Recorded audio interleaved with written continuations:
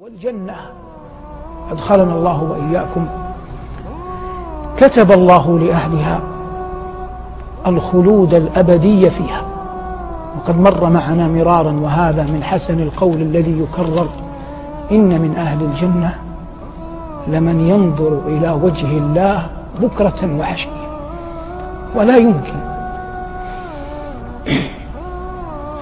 أن تكون هناك عطية أرفع من أن يصل العبد بإيمانه وأعماله التي هي من رحمة الله إلى مقام يخلد فيه في الجنة ويمتع برؤية وجه الله بكرة وعشية.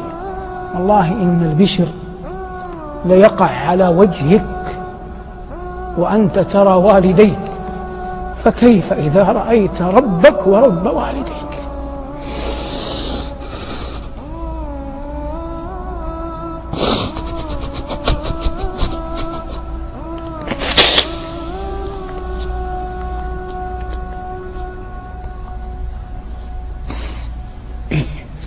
كلما دعاك الشيطان إلى أن تعصي الله فتذكر ما نعمة أن يجعلك الله ممن يمتع برؤيته، فإنك إذا تذكرت جلال الله وعظمته وجماله وكماله اشتاق قلبك إلى هذه النعمة. وهذا والله أعظم إذا وقر في القلب، أعظم ما يحجم بالعبد عن المعاصي. قال الله عن أهل معصيته يبين نكاله لهم، قال: كلا إنهم عن ربهم يومئذ لمحجوبون، يمنعون يحجبون من رؤية وجه الله.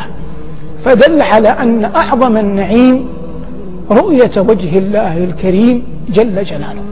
ونحن على يقين أن أعمالنا، أقوالنا، أفعالنا، سرائرنا لا تؤهلنا لهذا الأمر البتة، لكن كما نقول في هذه الدروس وغيرها: المعول على رحمة الله وحسن الظن به جل وعلا.